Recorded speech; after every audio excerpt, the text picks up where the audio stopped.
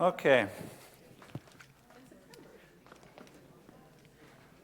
Now we will continue with the reactions and with the equations and the concepts that I'm going to lay down now. We are going to have all the instances and the processes that are going to take place across the cosmic history. Specifically, we are going to consider various events. One is the decoupling of neutrinos.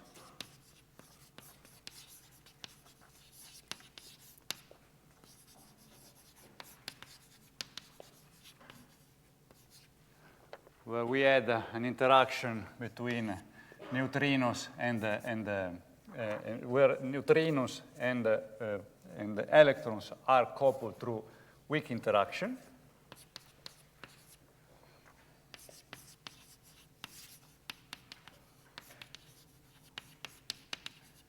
And we have a freeze out. The reaction that relates to two get basically broken. And at that point, the neutrinos are not anymore in thermal contact with the electrons.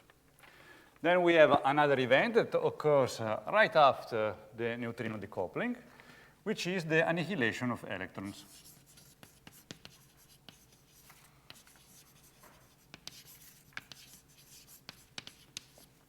In which we have E pure plus E minus, and they are going to become gamma plus gamma. At the beginning, we have equilibrium between the two.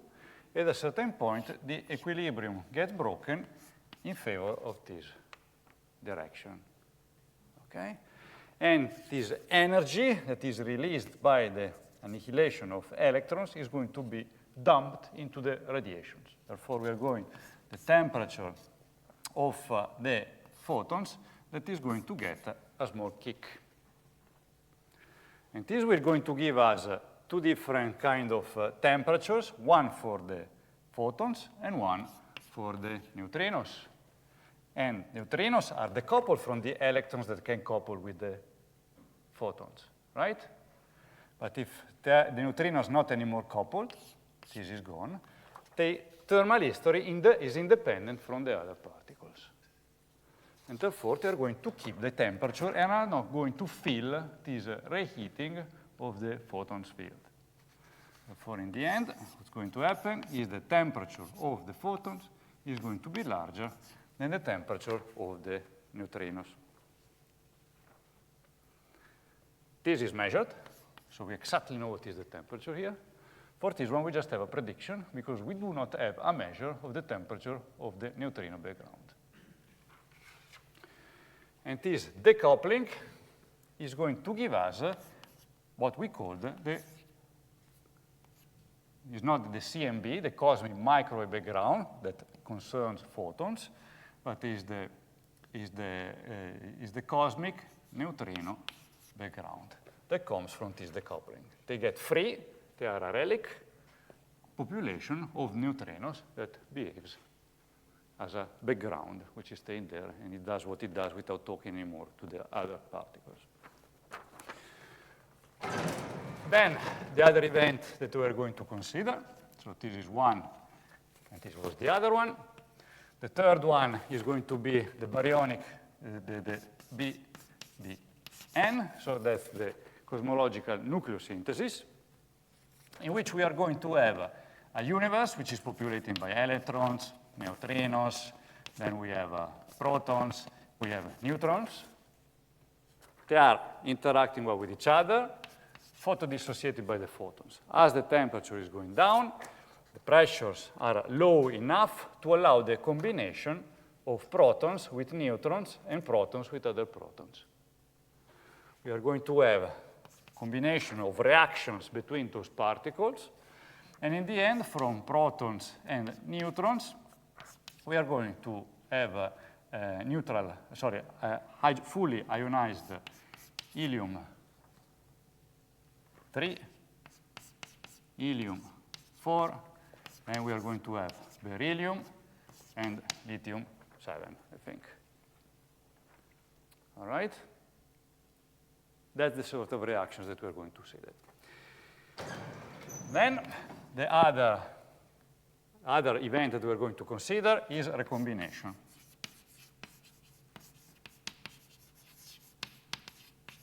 Which is a bit misleading as a name, because it concerns the protons that are free. Here we are fully ionized, okay? The electrons are free. There are no, I mean, there are some, but you know, there are just few. It's completely fully ionized. The electrons are free.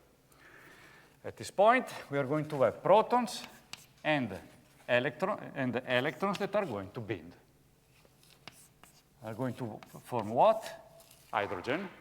So that's an hydrogen atom plus a photon. They're going to emit a photon as well. That's a recoupling. So what happens to radiation at this epoch? We have that radiation is, for example, is coupled to the electrons through electromagnetism. And photons are scattered by the free electrons. When this is going to end, you are going to have, that's a scattering process, therefore you're going to have a photon going somewhere else and an electron going somewhere else. Here there is an energy momentum exchange, okay? And what happens if after this event occurred? Where are going to end up our beloved electrons? They're captured in the helium.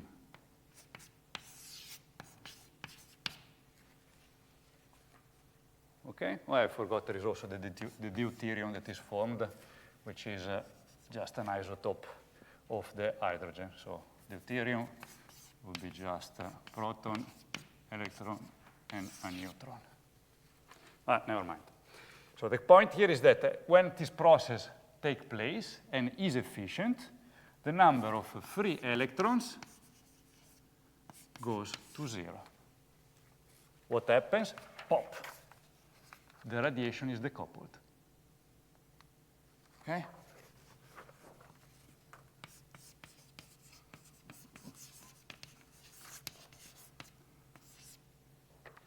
And these photons, after these guys are gone, there is not any more scattering, so photons are not traveling one direction. An electron getting scattered, another electron, another electron, electron, electron, electron, electron, electron, electron, electron, electron. No more electron. I'm free to travel. That's the radiation that we call cosmic microwave background.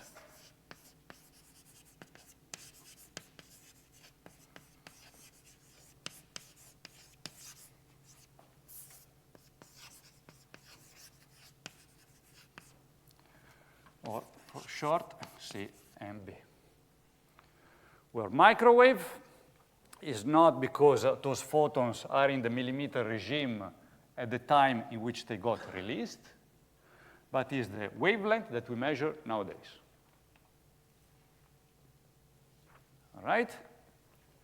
So these are the processes that we are going to encounter. And as an order, I'm not going to follow this order, but I'm going to flip these two. This is just, as I already mentioned, because it's a simple process, just a two-body interaction. I mean, what is it? Sorry. So these one are going to be treated together because they are sort of happening by the same reasons, right? Because it's the disappearance of the electron absorbed into the formation of hydrogen. And what I'm going to flip are these two, the baryonic, the BBN, and recombination. That's because this process is simple. Here we have a chain of reactions. So it's easier and more pedagogical to see a simple case, to understand what is the mechanism, to then apply it and generalize it to a chain of reactions. All right, so that's what we are going to do. So let's get started. So we are considering reactions. And now I'm going to give you, a connection to what we've seen with the reheating due to the decay of the inflaton field. Okay, so that you have sort of a smooth transition from the reaction and the concepts that are there from, let's say, this more advanced and detailed description of the reactions. Anyway, so two-body interactions where we can have or not equilibrium. The reaction can go in this direction, another direction, typically goes in both directions, where one is prevailing, might prevail over the other one if we are not in equilibrium. The sort of reactions that we're going to see are these types, okay? The one that I already listed. And as I already mentioned, 3 and 4 body interactions are rare, so we don't consider them. They are negligible. The key, the rates, the time scales that are relevant, you already know. And one is the reaction rate.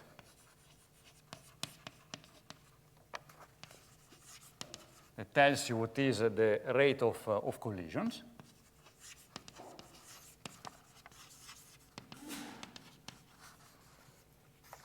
And of course, the inverse of it is the time of a collision, the typical time of a collision, which is nothing but 1 to the power of -1. And then we have the expansion of the universe, h, which is the rate of expansion. And we already seen in the very first lecture, we have the Hubble time, which is nothing but h to the power of -1. And this sets the way how the rate at which the universe is expanding. All right.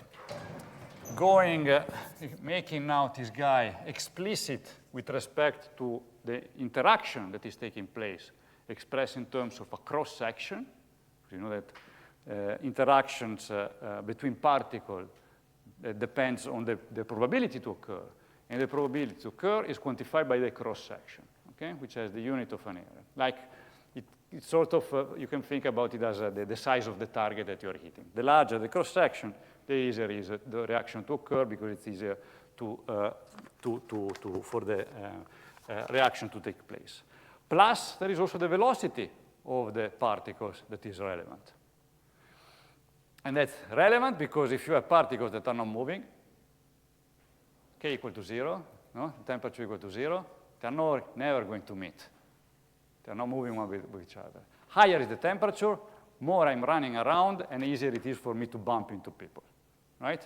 In a concert or so. If I move slowly, the next person, I'm going to meet it in a longer time. Therefore, the reaction rate is going to be lower. Of course, this guy has to scale with the number density of particles, because the more particles I have, the more likely is that they interact. And then we have an average over the temperature, which is given by sigma, so that's our cross-section, and then we have the velocity of the particles. So that's a thermal average.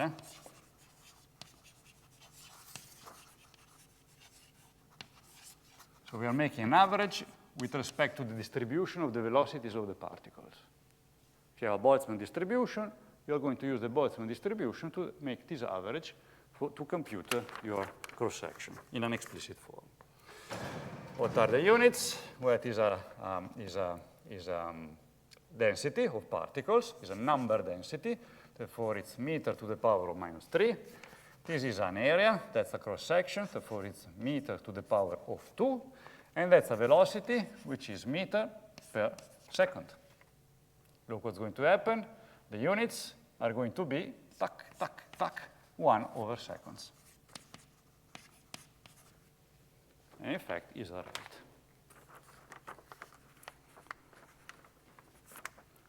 And once more, just to stress the fact, this is important. The velocities depends on the temperature. Therefore, if the temperature of your fluid is changing as a function of time because the universe is expanding, the reaction rate is going to change. It's not a fixed constant. Okay? That's important.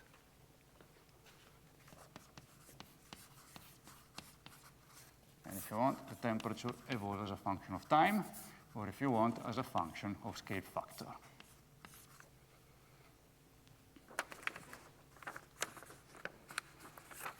Another concept that is interesting, just to investigate a little bit more this reaction rate, is the mean free path, which is defined as n sigma to the power of -1. Look at the units, and these are the units of length. That's the typical separation that is occurring between two subsequent interactions. I bump, I'm going somewhere, I bump again, and on average, that's the mean free path, the average between all particles. All right. For lambda is going to be equal to v to the power of -1. So you see, it's the velocity of the particle, averaged, okay, times the times that is occurring between two subsequent interactions. Velocity times is a length. And RH, if we want to have a radius associated to the expansion rate, that we already seen, that's the Hubble radius, that's the length that a photon would travel, okay? So that's the maximum distance. So you see that the meaning of the fact that the reactions are not occurring, no reactions, they are not efficient, the reaction rate is too small with respect to the one of the universe, so the universe is expanding too fast and the reactions are stopped. No reactions is equivalent of saying that lambda is much smaller than RH. Oh, sorry, there we are wrong. So it means that the mean free path is larger than the Hubble radius. Okay? It's important, therefore it cannot occur. So you have your Hubble radius, this particle is traveling, but to have, on average, statistically, these are all statistical quantities, the length that it has to percur before meeting another particle is outside the radius. And this doesn't happen. This cannot happen. All right. Then we can look at the temperature evolution.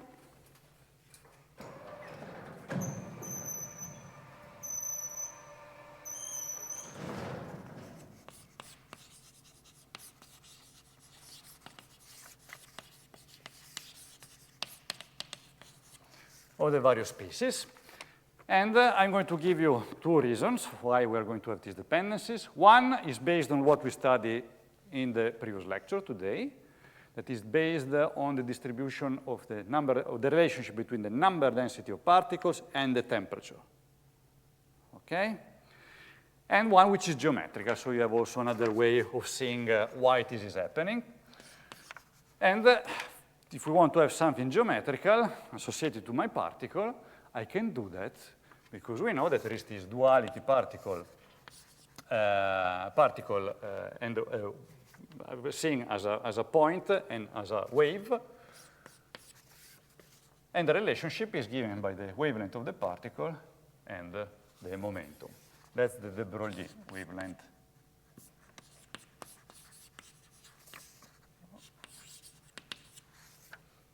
All right. If we have an energy scale, that we can also associate, then we have our Boltzmann constant, where I never use the B, so let's call it K, and that's it, times the temperature, that's the thermal energy.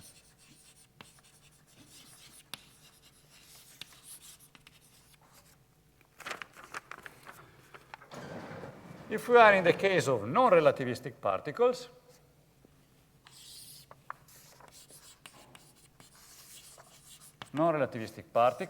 the energy is equal to kT. That's the thermal energy. But this is also equal to what? P squared over 2m. That's the kinetic energy.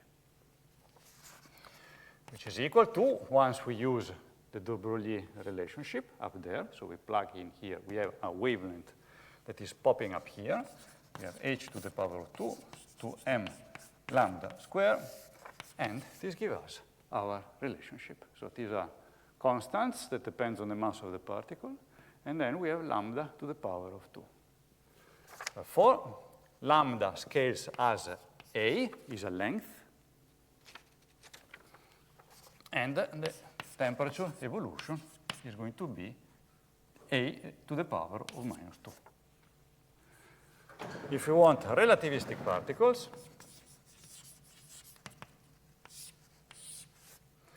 then again we are going to have our thermal energy. And the energy is just equal to Cp, right? For our massless photon, for example, for a photon. Again, I have my relationship with lambda, and that's what we get once we substitute the momentum with the wavelength relationship. And what we get now is T, which is directly proportional to 1 over lambda. Lambda is a wavelength and is a length scale, and the length scale is changing as the universe is expanding proportional to A. This is 1 over lambda, therefore is A to the power of minus 1. That's, I think, are cute considerations. If you want to do it with the derivations that we did earlier, so you can make two considerations. For example, for relativistic particles. Let's stick here, since it's relativistic. Then we have seen before that the number density of particles is directly proportional to T to the power of 3. Remember? We've seen it earlier. But then what we also know, that ρ, the density of the particles for relativistic species, is going at A to the power of minus 4. And the number of particles and the energy density are directly proportional. Therefore, we can put this guy here. What's going to happen is that T is directly proportional to A to the power of minus 1. Surprise to surprise is exactly what we had up earlier. You want to do the same trick for the non-relativistic one? Well, just use the Maxwell-Boltzmann distribution for the temperature relationship, and you get exactly this dependency of T with respect to A. Right?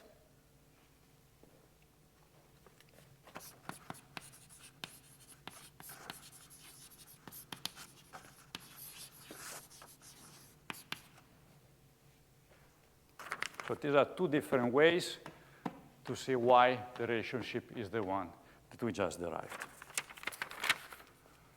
Fantastic.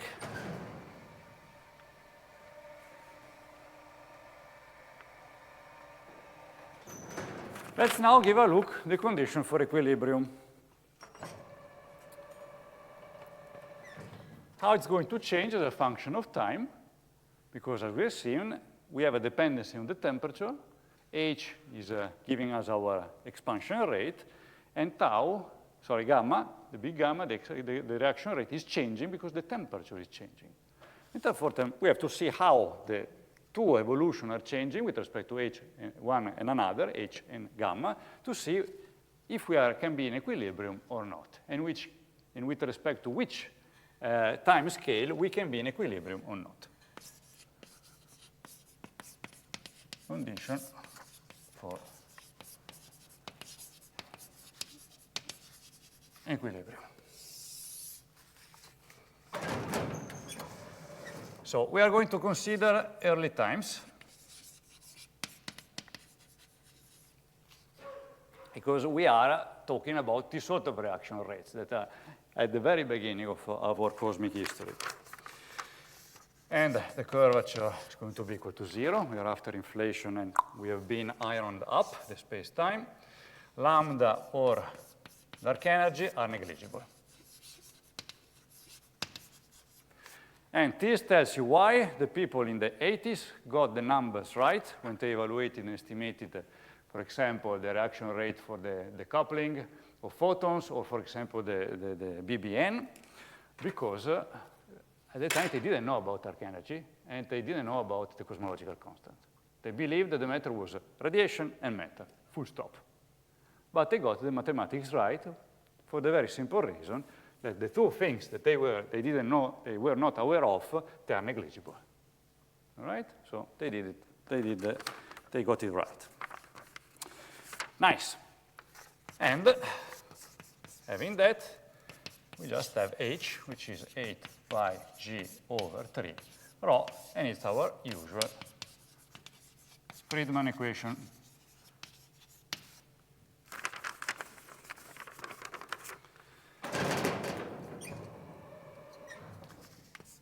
Now, if we have our H, we plug in our rho here for a relativistic fluid. So it is relativistic fluid. We are in a radiation domination epoch. Therefore, we have H, which is directly proportional to the square root of rho. And how is rho proceeding? E to the power of minus 4, which gives us e to the power of minus 2. That's how H is changing. Then we have the reaction rate, which is equal to n sigma v, as we have seen earlier. And this thing is changing.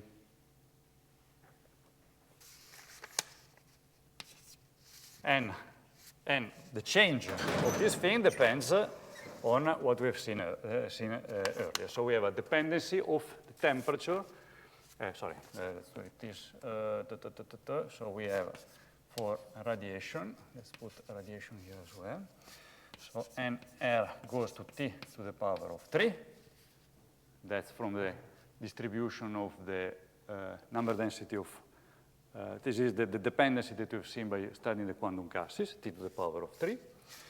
Then we have T, the temperature that is related to alpha, as T to the power of minus 1, which is our result there, which we can plug into here. And this gives us a dependency of n for radiation that is directly proportional to a to the power of minus 3. All right. And which enters here as a scaling. Therefore, this goes as a to the power of minus 3. You see, we have two different relationships. We have two different slopes in a logarithmic plot.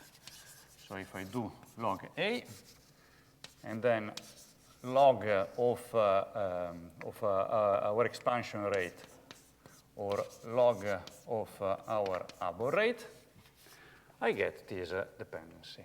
So I have a steep curve for gamma, because this is, goes to the power of a to the minus 2.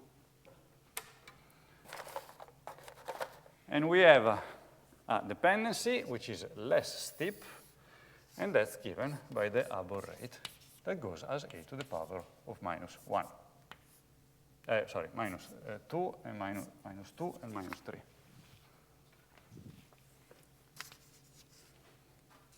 They cross. There is a time in which they cross. Yeah? In the dependencies of the reaction rate, we are only considering the dependency of the number density, but not about The temperature. Yeah. Yes. We are ignoring that for simplicity. Okay? So we are just taking this guy as a constant, just for simplicity, and give you the concept to the fact that you have two different dependencies. Okay? Otherwise, you would need to make explicit the thermal distribution of this average here. Nevertheless, that's what is going to happen. So you have two different dependencies where the reaction rate is steeper with respect to the abort rate. Therefore, in general, at the early times,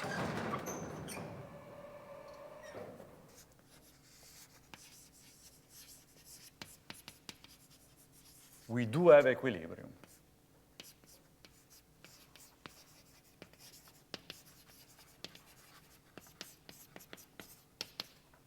which is broken. At the time, we have a freeze out. The reaction stops to take place, and we have a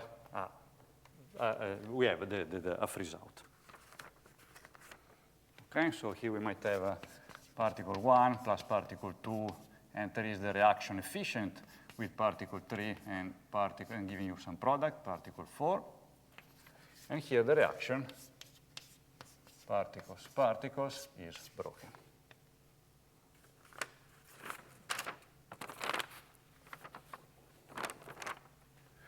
All right, so that's the picture that we have. So we have a universe that at early times is in thermal equilibrium.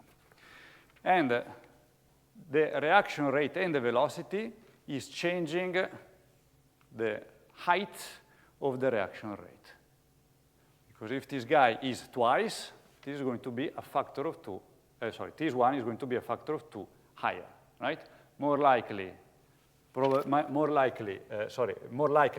reaction to take place, larger rho, or smaller mass, because for the same temperature, the same thermal, the particles are going to have faster velocities, smaller mass. To have the same energy, you need to go faster, okay? And therefore, for those two combinations, you might have or smaller masses or more efficient, larger cross-section, so a more efficient interaction, or both of them, then this curve goes higher. What happens is that the time at which the decoupling occurs is later. Less efficient reactions, meaning smaller mass for your particles or smaller cross-section, the line goes on the other side, get lower, and you get an earlier time at which the freezing takes place. Okay? So mass of the particles that enters indirectly in the velocities and the nature of the reaction affects the time, the timing.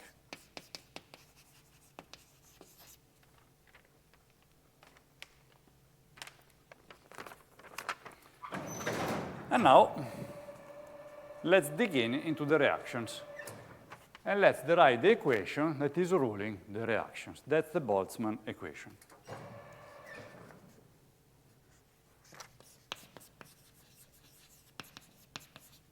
That's also called freeze-out equation or Boltzmann equation. Again, to be super clear, we are going to take about this sort of reaction. We have distraction of these particles, and the distraction of these particles is going to give you products. Or you're going to have creation of particles, because this product is going to be transformed into these two guys. Destruction.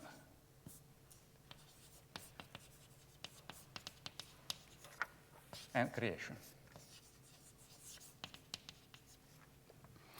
If you want to write it in an equation, if we want to know, for example, the evolution of the number of the particles of type 1, which is comoving, we just have this expression. That's the non-comoving number density times a to the power of q, of 3. To the power of 3, because we are talking about volumes, right? So they are co-moving volumes that goes with the power of 3 with respect to length. Co-moving. So what we can do, we have the time evolution of the number of particles 1 times e to the power of 3 over dt. If we want it not co-moving, we just multiply the volume to e to the power of 3, 1 over e to the power of 3. So you see that's the time evolution. What should be equal to? Well, it should be equal to the rate at which particles get destroyed, n1, n2, plus the rate at which you have the reverse process. So there is the creation, and the creation depends on the other particles that are on the other side. So you have destruction and creation.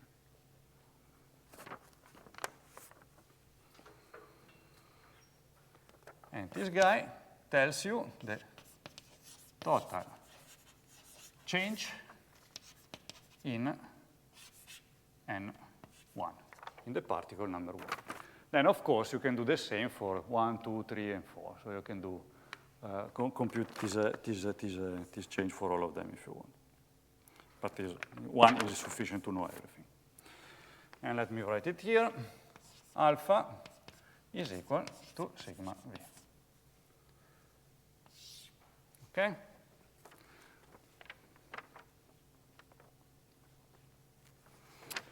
All right.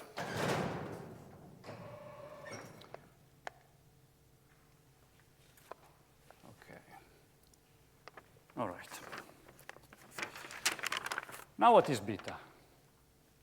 I don't know. But there is a constraint. There is a constraint at equilibrium. Because at equilibrium,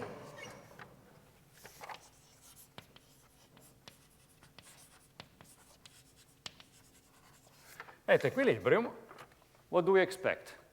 How should the number of particles change as a function of time? It doesn't. We are at equilibrium. So many are destroyed, so many are created. The number doesn't change. This term should be equal to 0. At equilibrium, we have that alpha n1 and 2 must be equal to beta n3 and 4. At equilibrium, equilibrium, equilibrium, equilibrium. We have beta expressed in terms of alpha.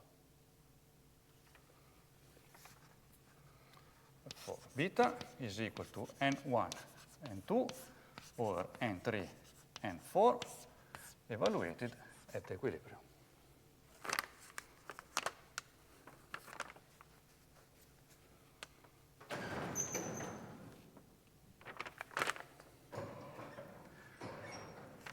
Let's continue.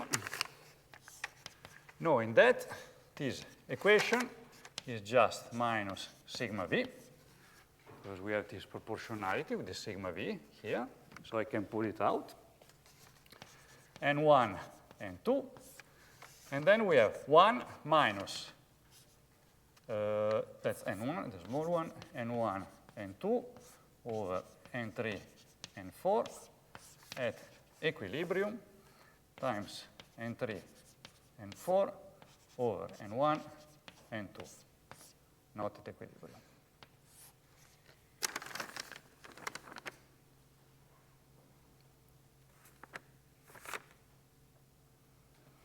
If you want now the expression, to have like the comoving quantity, so N1, not having the expression that depends on the non-comoving number density, what we need to do, so that's what we did here. What we need to do is just to make the conversion of the t over, and to have an expression that also involves. Because look, here what do I learn? Where is the expansion rate of the universe? It's hidden here. Okay? So what I want to do now is to extract an h, such that I have now a direct, visible comparison between these two quantities that tell me if the reaction is taking place or not. So what we do is a simple trick. Because d over dt is nothing but d over dt, d over dA. And this is what? A dot. And A dot is related to H. A dot, so H is A dot over A. Therefore, if I multiply A dot over A with H, I have A dot, which is this guy here. So this one is this one. D over dA. Therefore, that's H, d logarithm, sorry, d over d logarithm of A. Because we have A dA That's a logarithm is a logarithmic derivative. And n dot 1, therefore, is h the n1 over the ln a.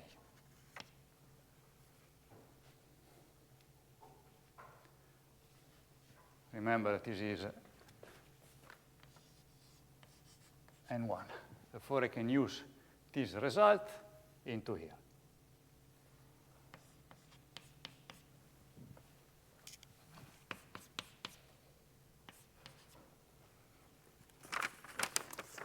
All right.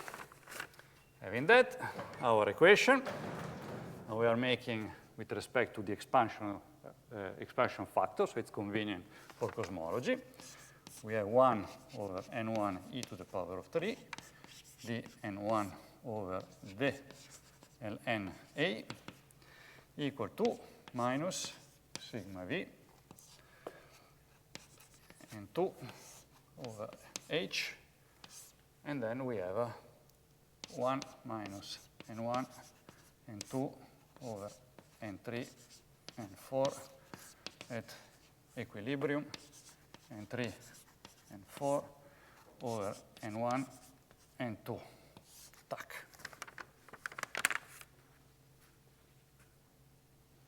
And look what we have here.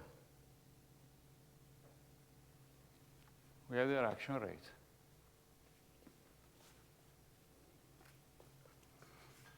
Plus, I have d over the ln, and I have a 1 over a here. Times n. So this is n1. You see? That's the logarithm of n1.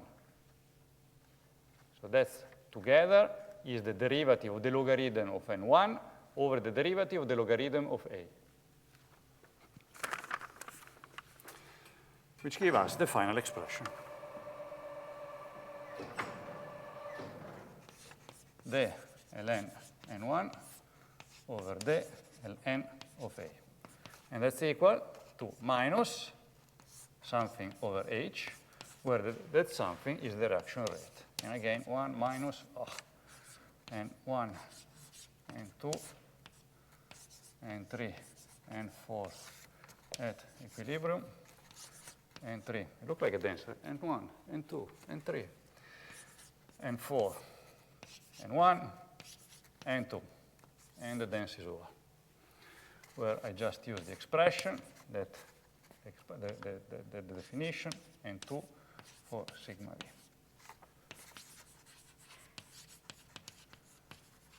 Reaction rate.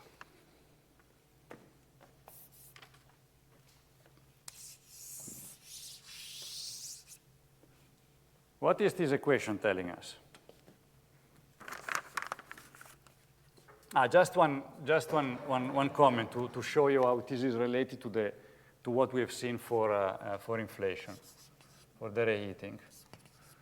So if we have n, which is defined as n as e to the power of 3, this is just this definition, then n dot is equal to n dot e to the power of 3 plus n 3a to the power of 2 to a dot. Derivative of a product, n dot. So that's n dot times e to the power of 3 plus n to the derivative of e to the power of 3. Let's make it nicer by grouping e to the power of 3, and that's n dot s plus 3h and s. Oh, this is more familiar now with respect to what we've seen earlier. Okay? Remember, when we were dealing with inflation, we were dealing with the number density of particles. The number, in that case, we were using rho, so it was not a number density, it was actually an energy density, equal to what? We had the reaction rate and the density of the inflaton field. Let's remove this S because I didn't use it earlier. That's what we had, remember? So all of this part is multiplied to a to the power of 3 because it's a comoving number density. All right? And on this side, before we had this simple expression, now we have something more complicated because here we had a simple self-annihilation, and here we have 4 particles. We have 2 particles, different particles that might react, producing 2 other products. But you see the 2 are equivalent.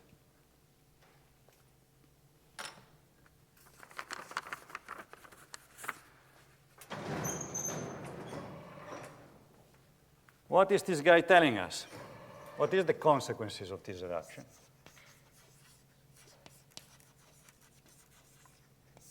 Well, one is immediate. That if lambda over h is much smaller than 1, then what happens?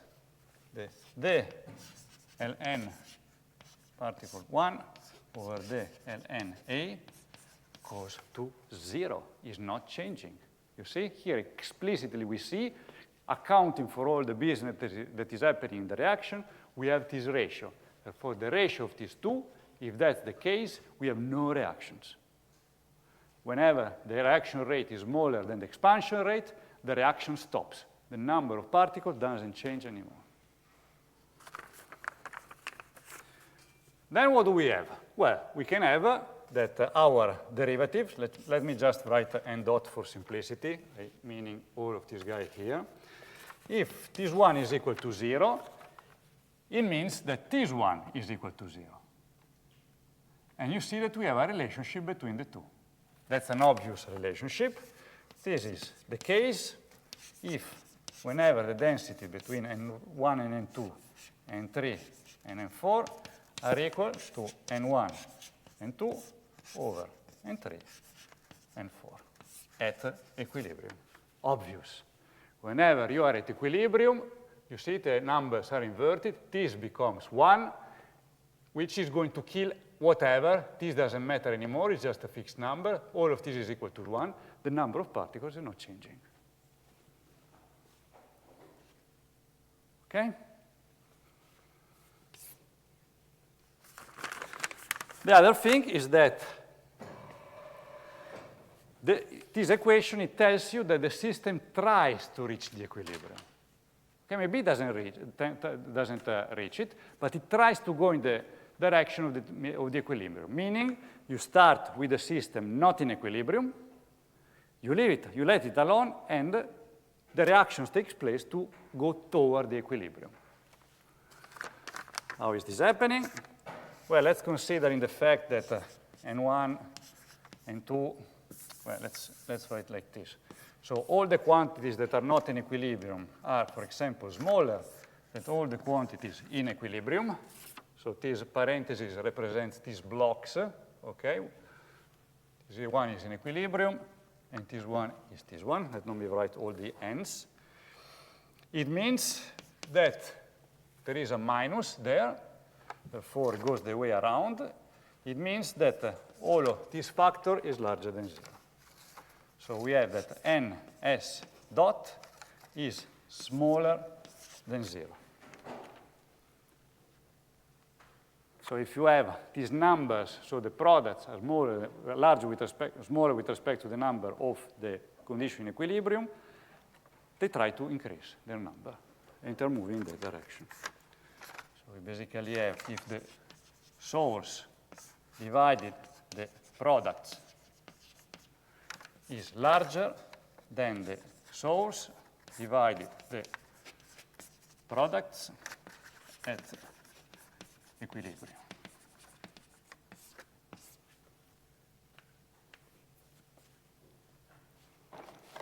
So the reaction is moving in the direction of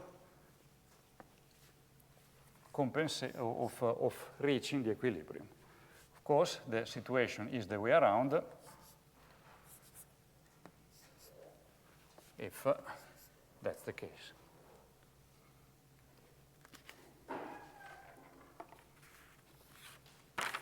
And we are done. Let me do the final recap. I wanted to save 5 minutes, but I didn't manage. So, I told you the list of reactions we are going to take place, that we are going to consider, and we start to look more into details about the properties of the reaction. The meaning of gamma and H are obvious at the moment, I hope. I enter a little bit in the specific of what gamma is whenever you consider the number density of particles, the cross-section that characterizes the interaction, and the thermal velocity of the particles. We're talking about thermal plasmas. That's the relationship that you get. And with that, you understand that the cross-section depends on the temperature. Then I define the mean free path for the reactions, which is the minimum, the average separation between reactions, the location in which the reaction between two consequence reactions. And then we study the temperature evolution, where for non-relativistic fluid, that's the one we get, e to the power minus 2. And for the relativistic one, e to the power minus 1. So we need to take care of which one we need for the fluid we are considering. Then we study a little bit more the condition for equilibrium, given the fact that we have that evolution in the reaction rate and in the Abel rate. For simplicity, I kept this guy as a constant, and we just track the evolution of the number density as related to the expansion function through the temperature. That's what we get for H and tau, and we realize the fact that the two have different dependencies, and therefore we have at early times equilibrium, so the more back in time we go, the more we are for sure in equilibrium. As far as the temperature drops, we are evolving in time in this direction, and we might meet, actually we are going to meet a freeze out. The reaction is going to stop. We are not anymore in equilibrium. And the equation that describes all of that in details is the Boltzmann equation. The Boltzmann equation that tells you what is the time evolution of the number of particles of one species that are taking place in the reaction. So if we have particle type 1, this tells you how the comoving number density of particles of type 1 goes as a function of time. And of course, it depends on how many got destroyed. So N1 is here. This is the destruction rate. That's the reaction in this direction. And of course, we have the more product we have a production rate, and it goes in this direction. Okay? Then there was a little bit of mathematics, nothing complicated. We found this expression. The only thing that is relevant here is that we have this beta that is related by alpha through the condition that you have at equilibrium. Because at equilibrium, there is no time evolution of your number density of particles. Therefore, all of these must be equal to 0. That's this expression that links beta to alpha. That is gone the alpha. There is an alpha here. OK. So you have the link between beta and alpha, and this closes the system with only one parameter, alpha, that is linked to your reaction rate. And the properties of your reaction, sigma, and the thermal velocity of your particles. Then there is a little bit of mathematical machinery to write this logarithmic derivative with respect to A, and that's what we get, where we have evident the ratio, the importance of the ratio between the reaction rate and the Abel factor, and then we looked at the fact that this guy is actually something that is already familiar to you. In that case, we used the first law of thermodynamics, or if you wish, the continuity equation, and by hand, we introduced the reaction rate for the heating due to the inflaton field. Here, we started naturally, and we just asked what is the time evolution of the number density of particles given a creation and a destruction rate. Very simple. We got exactly the same structure for the equation, which is this one, but with the difference that we are completely generic for this sort of reactions where we have encounter between pairs of particles. Right? And then this equation tells you or what it tells you about the fact that the system tries to go to equilibrium, if it's off equilibrium, and how and when the reaction is going to stop. That's why it's also called freeze-out equation, because it tells you when the freeze-out happens. Okay? We can stop here. We will continue next time, after having done all of this, with this reaction. So we are entering to our universe now that we know how to manage it, and we are going to see these thermal events that are characterizing its life. Thank you very much, and have a nice weekend.